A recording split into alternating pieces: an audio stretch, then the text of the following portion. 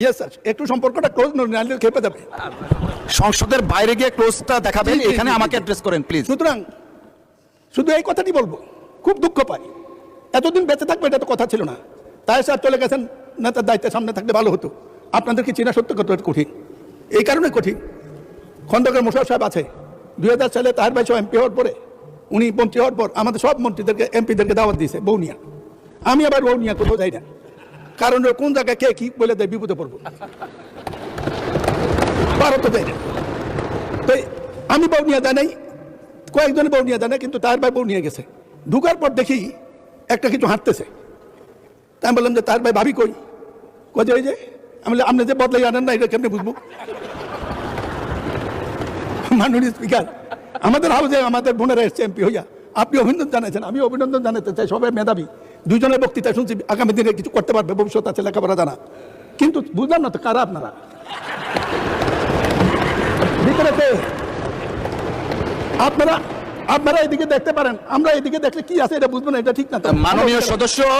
মাননীয় সদস্য please, personal freedom নিয়ে কথা বলা উচিত না, ঠিক না।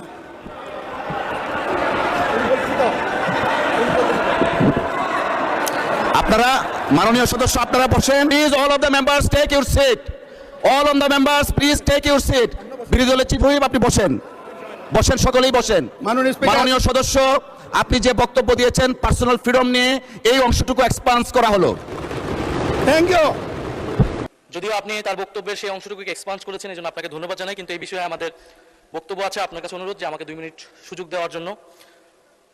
মাননীয় সংসদ সদস্য উনি বিভিন্ন সময় বক্তব্য দেন, আমরা মনোযোগ দিয়ে ওনার কথা শুনি। ওনার বক্তব্যে সূক্ষ্ম রসবোধ, ইতিহাস চেতনা সবকিছুই আমরা গভীরভাবে। মাননীয় সদস্য, আপনি কি কথা বলতে চাচ্ছেন? জি মাননীয় স্পিকার। আচ্ছা, অসংখ্য ধন্যবাদ। ওনাকে 2 মিনিটের জন্য দেয়া হোক প্লিজ। কিন্তু মাননীয় স্পিকার, আজকে উনি ওনার বক্তব্যে যা বলেছেন তা আসলে সংসদীয় রীতিনীতি এবং আমাদের সাংবিধানিক অধিকার সকল কিছু সীমাকে অতিক্রম করে গিয়েছে। উনি ওনার বক্তব্যে প্রথমত সংসদের বিরোধী দলীয় উপনেতা ওনার স্ত্রীকে নিয়ে উনি কটাক্ষ করেছেন। মাননীয় স্পিকার, ওনার সাথে ওনার ব্যক্তিগত সম্পর্ক থাকতে পারে, ব্যক্তিগত ইতিহাস থাকতে পারে, কিন্তু সেটাকে সংসদে এনে যেভাবে কটাক্ষ করা হলো মাননীয় স্পিকার, এটা অমার্জনীয় অপরাধ বলে আমরা মনে করছি।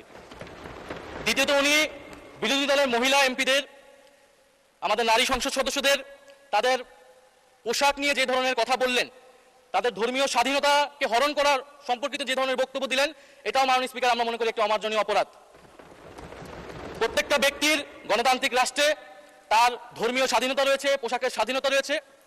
উনি একজন সংসদ সদস্য হিসেবে সেই স্বাধীনতাকে লঙ্ঘন করে এই ধরনের হীন বক্তব্য দিয়েছেন। ওনার হীন মানসিক